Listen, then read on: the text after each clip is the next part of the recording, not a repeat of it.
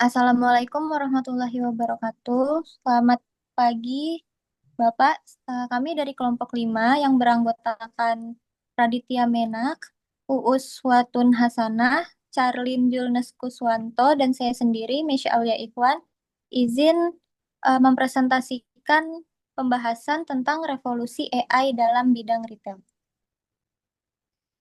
Industri retail adalah sektor ekonomi yang berfokus pada penjualan barang atau jasa secara langsung kepada konsumen akhir untuk penggunaan pribadi, bukan untuk dijual kembali.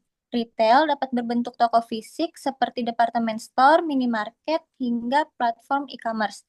Industri ini juga merupakan bagian penting dalam ekonomi karena pertama, menjadi jalur distribusi akhir dari produk manufaktur. Yang kedua, menyerap banyak tenaga. Dan yang ketiga, dinamis dan sensitif terhadap perilaku konsumen, teknologi, serta tren ekonomi. Pada era digital yang semakin berkembang, industri retail harus terus bertransformasi. Konsumen kini memiliki banyak pilihan, ekspektasi yang tinggi, dan preferensi yang terus berubah dengan cepat. Agar tetap relevan dan kompetitif, industri retail tidak bisa lagi hanya mengandalkan metode lama. Inovasi seperti kecerdasan buatan atau AI dapat digunakan untuk menjadi kekuatan pendorong utama yang mendefinisikan ulang cara bisnis retail dijalankan. AI juga telah menjadi sebuah alat yang penting bagi retail untuk melakukan beberapa pekerjaan seperti pertama, memprediksi permintaan. AI dapat memperkirakan tren penjualan dengan akurasi yang tinggi untuk menghindari kelebihan stok atau kekurangan produk. Yang kedua, personalisasi pengalaman pelanggan. Dengan menggunakan machine learning, Railer bisa menyarankan produk yang relevan berdasarkan data histori konsumen, contohnya Tokopedia. Yang ketiga, otomisasi operasional. AI dapat digunakan untuk pengelolaan gudang atau warehouse management system, check out tanpa perlu adanya kasir, dan manajemen rantai pasok. Yang keempat, layanan pelanggan. AI dapat digunakan untuk menyediakan chatbot dan asisten virtual yang tersedia 24 jam yang dapat membantu konsumen tanpa perlu tenaga manusia langsung. Contohnya pada fitur Shop and Talk pada Matahari. AI bukan hanya sekedar konsep yang hanya ada dalam fiksi ilmiah, melainkan sebuah alat praktis yang dapat mengubah cara berinteraksi dengan pelanggan, bahkan mengelola inventaris mereka. Menurut pada laporan McKinsey and Company, AI diperkirakan dapat menghasilkan nilai ekonomi hingga 1,3 triliun dolar pada sektor retail di tahun 2030, yang menjadikannya salah satu sektor dengan potensi dampak AI terbesar. Dimulai dari menganalisis data, penjualan, hingga mempersonalisasi pengalaman belanja setiap individu. AI dapat menjadi solusi yang memungkinkan retail untuk berkembang pesat di tengah persaingan yang semakin ketat. Baik, Selanjutnya akan dijelaskan oleh Kak Radit. ya, oke. Sekarang kita membahas tentang industri retail, di mana mereka adalah bagian vital dari perekonomian, menghubungkan produk ke konsumen akhir, dan menyediakan banyak lapangan kerja. Namun, di era digital ini, retail menghadapi tantangan besar, di mana para konsumennya memiliki banyak pilihan serta ekspektasi tinggi yang terus-menerus berubah secara cepat. Dalam dalam menghadapi kompleksitas dan dinamikanya, jelas bahwa pendekatan konvensional sudah tidak lagi memadai. Tantangan seperti personalisasi pengalaman pelanggan, manajemen inventaris, efisiensi operasional toko fisik, dan penetapan harga dinamis sudah menjadi hambatan pada saat ini. Mari kita selami lebih jauh mengenai tantangan-tantangan tersebut. Oke, di nomor ke-1 ada personalisasi pengalaman pelanggan, di mana poinnya yang pertama adalah data banyak tapi susah dipahami. Salah satu tantangan terbesar kita adalah volume data pelanggan yang masif dan beragam. Data ini datang dari berbagai sumber, ada dari riwayat pembelian, interaksi di media sosial, kunjungan website, dan banyak lagi. Mengulik semua data ini secara manual untuk mendapatkan wawasan yang berarti adalah tugas yang sangat sulit dan sangat memakan waktu. Lalu poin keduanya adalah kurang paham individu. Nah, akibatnya dari masifnya data pelanggan yang sulit dikulik tadi, kita kesulitan untuk benar-benar memahami preferensi unik setiap pelanggan. Ini berarti kita seringkali gagal dalam menciptakan penawaran atau rekomendasi produk yang benar-benar relevan dan personal. Pelanggan merasa seperti hanya salah satu dari keramaian, bukan individu yang dihargai. Poin ketiga, privasi jadi isu. Nah, di sisi lain, para pelanggan memiliki kekhawatiran nih, dengan semakin banyaknya data mereka yang dikumpulin, mereka khawatir data-datanya malah disalahgunakan. Ini bisa merusak kepercayaan jika tidak ditangani dengan baik. Poin keempat, butuh respon cepat. Dunia retail bergerak sangat cepat.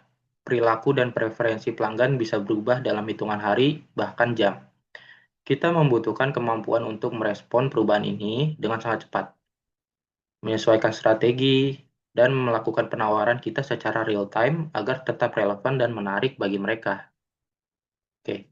Lalu poin selanjutnya adalah permasalahan optimalisasi manajemen inventaris dan rantai pasok. Untuk poin pertama, ada ramalan permintaan kurang akurat. Nah, prediksi permintaan yang tidak akurat adalah masalah klasik dalam retail. Seringkali kita salah dalam memperkirakan berapa banyak produk yang akan terjual. Ini berujung pada dua skenario. Merugikan, yaitu kelebihan stok atau kekurangan stok, di mana dalam keduanya itu bisa merugikan dari penjual maupun dari pelanggan. Oke, lalu ada rantai pasok. Rantai pasok ini sangat kompleks, melibatkan banyak pihak mulai dari pemasok, produsen, distributor, hingga toko. Banyak faktor yang bisa mengganggu kelancaran aliran barang, seperti masalah logistik, keterlambatan pengiriman, atau bahkan bencana alam. Ini membuat pengelolaan stok menjadi sangat sulit dan rentan terhadap gangguan. Lalu, ada logistik kurang efisien. Mengatur pengiriman agar hemat biaya dan cepat adalah tantangan besar.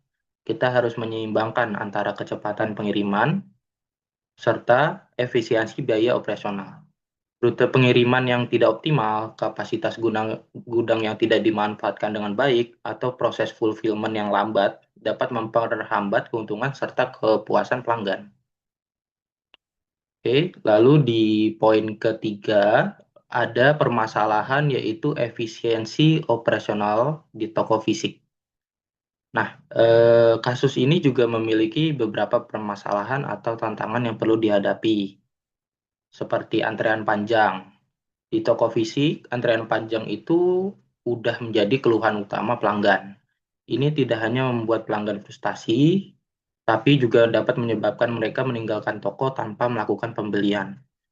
Pengalaman belanja yang buruk ini bisa merusak citra merek perusahaan. Lalu, poin kedua ada penataan produk nggak pas.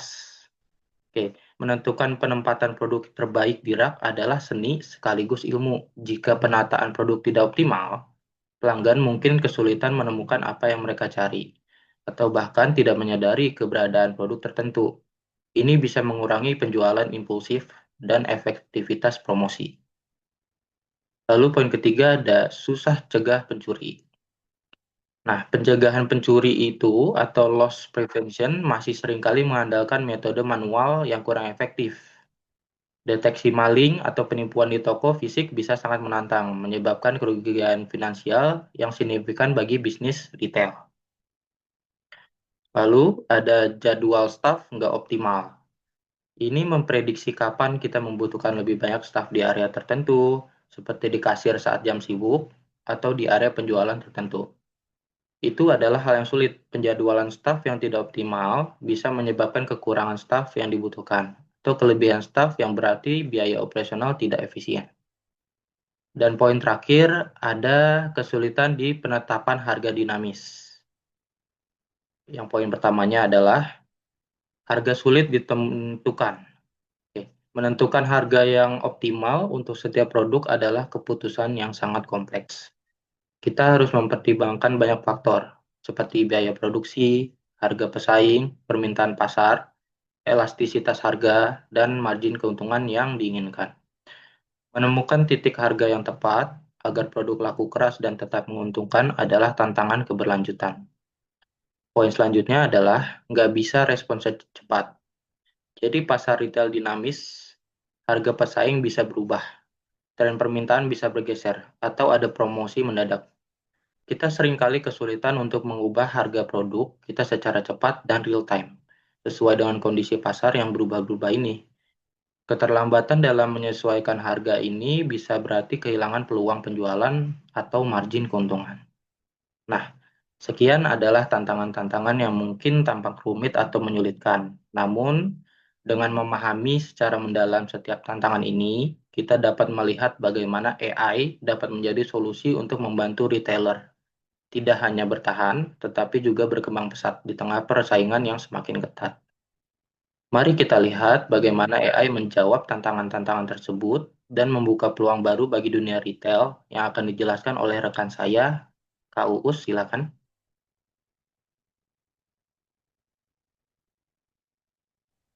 Baik, terima kasih. Selamat malam teman-teman semua ya. Hari ini saya akan coba menjelaskan solusi dari using AI. Ya. Di mana revolusi AI di industri retail telah mengubah cara kerja dengan menciptakan tantangan baru sekaligus peluang besar. AI membantu meningkatkan efisiensi operasional, memberikan pengalaman pelanggan yang lebih personal, dan mengoptimalkan rantai pasok agar lebih efektif. Di sini ada beberapa poin. Yang pertama adalah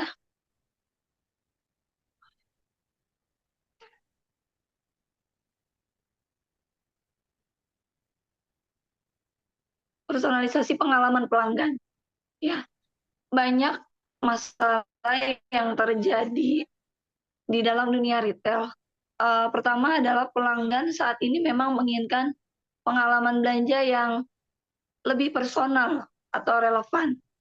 Namun, data yang melimpah seringkali itu sulit diinterpretasikan secara manual.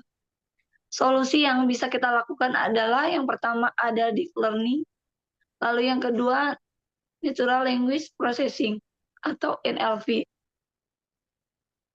Deep learning sendiri menganalisis data pelanggan melalui pembelian atau browse, fungsinya untuk merekomendasikan produk yang relevan serta dapat menawarkan khusus yang lebih personalisasi.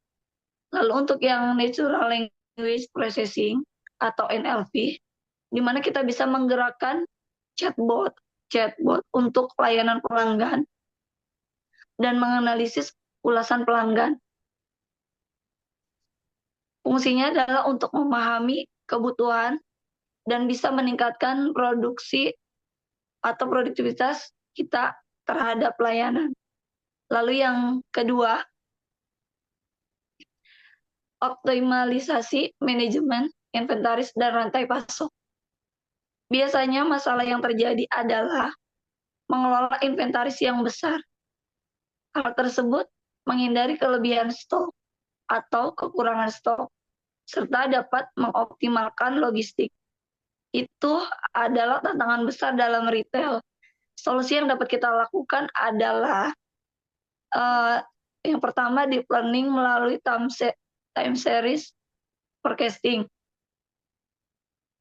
di mana kita melakukan atau memprediksi permintaan produk berdasarkan data dalam histori atau tren melalui faktor eksternal, memastikan stok tersebut itu optimal. Yang kedua, reinforcement learning, di mana kita dapat menggunakan melalui atau mengoptimalkan rute pengiriman dan logistik melalui jalur terpendek dan paling efisien untuk pengiriman barang dari gudang ke toko atau langsung ke pelanggan. Lalu yang ketiga, melalui efisiensi operasional di toko fisik. Masalah yang sering terjadi yaitu antrian panjang di kasir. Adanya penempatan produk yang tidak optimal, hal tersebut mengakibatkan pencegahan atau kerugian, sehingga loss prevention. Biasanya ini menjadi masalah umum di toko-toko fisik. Lalu solusi yang bisa kita lakukan adalah computer vision. Yang pertama ada check out tanpa kasir, yaitu dengan teknologi komputer memungkinkan toko untuk mendeteksi produk yang diambil pelanggan langsung dari rak atau tempat display, dan secara otomatis menjaga ketika mereka keluar dari toko. Hal ini bisa menghilangkan kebutuhan akan antrian di kasir. Lalu yang kedua, manajemen rak dan penempatan produk. Kita bisa menempatkan kamera dengan computer vision. Hal tersebut dapat membantu ketersediaan produk di rak, bisa mengidentifikasi rak yang kosong. Bahkan dengan manajemen rak juga bisa menganalisis pola pembelian dan dapat mengoptimalkan penempatan produk. Lalu ada pencegahan kerugian atau loss prevention. Sistem ini melalui sistem computer vision dapat mendeteksi perilaku mencurigakan. Contohnya adalah seperti pencurian, penipuan, dan dapat memberi peringatan kepada staf. Bahkan dengan adanya pencegahan kerugian, hal tersebut dapat mengidentifikasi produk yang tidak di-scan oleh kasir. Yang terakhir, machine learning ini untuk menganalisa pola lalu lintas pelanggan yang melakukan aktivitas di dalam toko. Dengan AI, kita dapat memprediksi kapan staf tambahan dibutuhkan di area tersebut. Misalnya di area-area yang memang banyak dilalui oleh customer atau pelanggan, di area kasir, dan di area dengan banyak pelanggan yang memang pelanggan sering lewat. Untuk yang poin keempat adalah penetapan harga dinamis. Masalah yang sering terjadi dengan penetapan harga dinamis yaitu menentukan harga yang optimal untuk produk agar tetap kompetitif dan dapat menghasilkan keuntungan. Hal ini tantangan yang kompleks dan banyak mengingat faktor yang mempengaruhi harga. Lalu solusi yang bisa kita lakukan adalah deep learning, yaitu dengan menganalisis berbagai faktor melalui penjualan, harga pesaing, dan permintaan. Ini bisa menyesuaikan harga produk secara real time demi memaksimalkan pendapat. Berikut penjelasan yang bisa saya sampaikan. Selanjutnya dibantu oleh rekan kita, Kak Misal. Silakan dilanjut, Kak. Terima kasih. Ya. Ini akan saya lanjutin untuk berikut berapa hasil dan metrik keberhasilan yang telah dicapai. Yang poin pertama, untuk meningkatkan akurasi prediksi permintaan, yang kita bisa lihat dari contoh kasus, Walmart menggunakan AI untuk menganalisis data histori penjualan, cuaca, dan tren pasar guna untuk memprediksi permintaan produk. Yang dapat hasil mereka dapat untuk mengurangi kelebihan stok hingga 20% dan meningkatkan ketersediaan produk populer. Dari contoh tersebut, kita dapat melihatkan untuk manfaatnya mengurangi biaya penyimpanan dan kerugian akibat stok yang tidak terjual. Yang kedua, dari personalisasi rekomendasi produk, yang kita bisa lihat dari contoh kasus Amazon yang menggunakan algoritma magnet training untuk memberikan rekomendasi produk yang dipersonalisasi berkontribusi pada 35% dari total pendapatannya. Dari contoh kasus tersebut, kita dapat melihatkan untuk meningkatkan konversi penjualan dan loyalitas pelanggan. Yang ketiga, otomatisasi operasional dan supply chains. Yang kita lihat dari contohnya yang seperti Alibaba menggunakan AI Power Warehouse House Robot yang di pusat logistiknya sehingga mengurangi waktu pemrosesan pesanan hingga 70%. Manfaatnya untuk mempercepat pengirimannya dan mengurangi kesalahan manusia.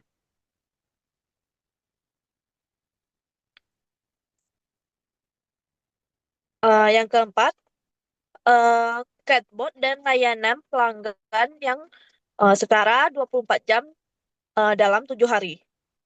Contoh kasusnya, dalam H&M menggunakan chatbot berbasis AI untuk membantu pelanggan dalam pencarian produk dan pemrosesan pengembalian sehingga meningkatkan kepuasan pelanggan sehingga 25%.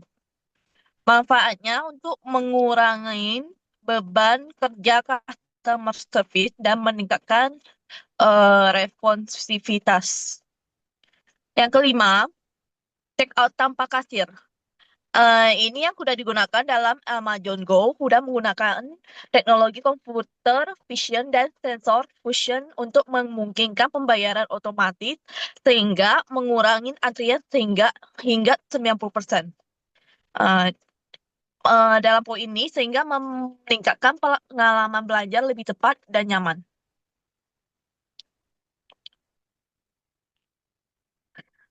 Dalam presentasi ini, kita dapat mendapatkan kesimpulannya. Yang pertama, AI telah mentransformasi retail dengan meningkatkan efisien operasional, personalisasi pelanggan, dan manajemen inventaris. Yang kedua, dalam tantangan utamanya, yang pertama, masalah privasi, data, dan regulasi.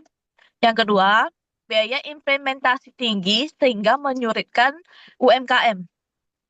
Yang ketiga, ketergantungan pada kualitas data, sehingga jika data bias, prediksi tidak akurat. Yang keempat, resistensi pelanggan terhadap teknologi baru, contoh hasil Stores.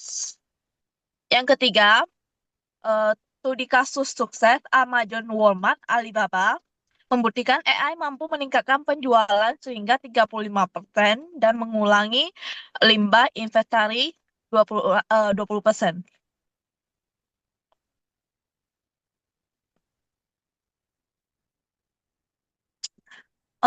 Dalam hasil presentasi ini, kita bisa memberikan saran pengembangan. Yang pertama, AI untuk sustainability, yang kita dapat pelajari untuk optimasi stok berbasis AI untuk kurangin limbah yang seperti dilakukan oleh H&M. Yang kedua, gunakan prediksi permintaan yang mempertimbangkan tren ramah lingkungan. Yang kedua, integrasi AI plus augmented reality yang seperti dalam Sephora yang melakukan virtual try-on untuk mengurangi persentase pengembalian. Yang kedua, AR navigation di toko fisik untuk pengalaman belanja interaktif.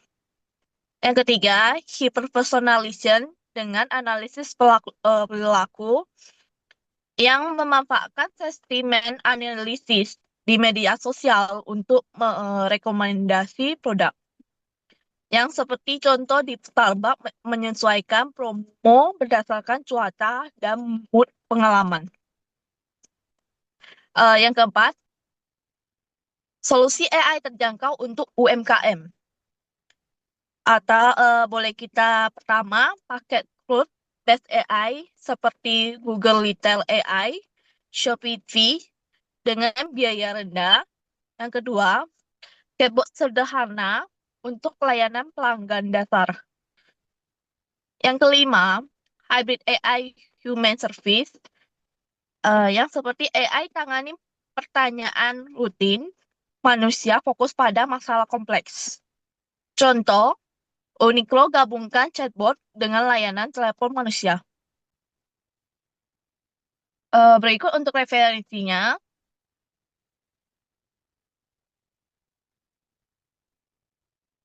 Oke, berikut dari presentasinya. Terima kasih. Untuk berikut perdiskusian untuk tentang penerapan AI di bidang retail. Yang pertama, apa tantangan terbesar dalam penerapan AI di bidang retail dan bagaimana melihat solusi untuk mengatasi tantangan tersebut? Untuk pertama, tantangan terbesarnya dalam pengelolaan dan integrasi data pelanggan yang sangat besar dan beragam. Sehingga banyak perusahaan retail belum memiliki sistem yang memadai untuk mengumpulkan, menyimpan, dan menganalisis data secara efektif. Padahal data adalah bahan bakar utama bagi AI. Untuk solusi yang kita bisa berikan, yang pertama, membangun infrastruktur data yang terintegrasi seperti data warehouse dan platform cloud. Yang kedua, menggunakan teknologi big data dan machine learning untuk menyaring dan memproses data secara real time. Yang ketiga, memberikan pelatihan kepada karyawan terkait literasi data dan penggunaan AI agar terjadi transformasi budaya organisasi, bukan hanya teknologinya saja. Oke, yang kedua boleh dilanjutkan oleh Kak Radia. Ya, di pertanyaan kedua, bagaimana penerapan AI di bidang retail dapat memengaruhi masa depan, baik secara positif maupun negatif? Untuk dampak positifnya, salah satu keuntungan utama AI dalam retail adalah kemampuannya untuk mempersonalisasi pengalaman pelanggan. Dengan menganalisis perilaku belanja, preferensi, dan riwayat pembelian, AI dapat secara otomatis merekomendasikan produk yang relevan, menciptakan pengalaman berbelanja yang lebih personal dan memuaskan bagi setiap individu. Hal ini tidak hanya meningkatkan kepuasan pelanggan, tapi juga berpotensi meningkatkan penjualan. Selain itu, AI secara drastis meningkatkan efisiensi operasional. Sistem AI mampu mengoptimalkan manajemen inventaris dengan memprediksi permintaan secara lebih akurat, mengurangi kelebihan stok dan pemborosan. Ini juga membantu dalam mengelola rantai pasokan yang lebih efisien, mulai dari pengadaan hingga pengiriman. Lalu, dalam hal pelayanan pelanggan, chatbot dan asisten virtual yang didukung AI dapat membantu pelanggan 24/7. Mereka dapat menjawab pertanyaan umum, memberikan informasi produk, dan bahkan memproses pesanan tanpa memerlukan campur tangan manusia yang konstan, sehingga mengurangi biaya operasional yang besar untuk layanan pelanggan. Lalu ada dampak negatifnya. Nah, meskipun banyak manfaatnya, penerapan AI di sektor retail juga menimbulkan kekhawatiran. Salah satunya adalah pengurangan tenaga kerja manusia. Otomatisasi yang dibawa oleh AI, terutama di bidang layanan pelanggan, operasional gudang, dan analisis data rutin, berpotensi menggantikan beberapa pekerjaan yang sebelumnya dilakukan oleh manusia. Selanjutnya, isu privasi dan etika data. Menjadi perhatian serius nih, AI membutuhkan sejumlah besar data pelanggan untuk berfungsi secara optimal. Dan jika data ini tidak dikelola dengan benar atau disalahgunakan, dapat terjadi pelanggaran privasi yang serius. Penting untuk memastikan transparansi dan keamanan dalam pengumpulan serta penggunaan data pelanggan. Terakhir, ada risiko ketergantungan teknologi. Ketika sistem AI mengalami masalah atau kegagalan teknis, seluruh proses bisnis dapat terhambat secara signifikan. Ini menyoroti perlunya sistem cadangan yang kuat dan perencanaan mitigasi risiko untuk memastikan kelangsungan operasional. Secara keseluruhan, penerapan AI di retail menjanjikan inovasi dan efisiensi, tapi juga menuntut pertimbangan cermat terhadap dampak sosial dan etika agar manfaatnya dapat dinikmati secara maksimal dan risikonya diminimalkan. Oke, sekian untuk pertanyaan kedua. Pertanyaan selanjutnya, silakan rekan Misha. Baik, untuk pertanyaan ketiga, jika diberikan kesempatan untuk pengembangan teknologi AI lebih lanjut di bidang ini, inovasi apa yang akan diusulkan? Jelaskan alasan dan manfaat dari inovasi tersebut.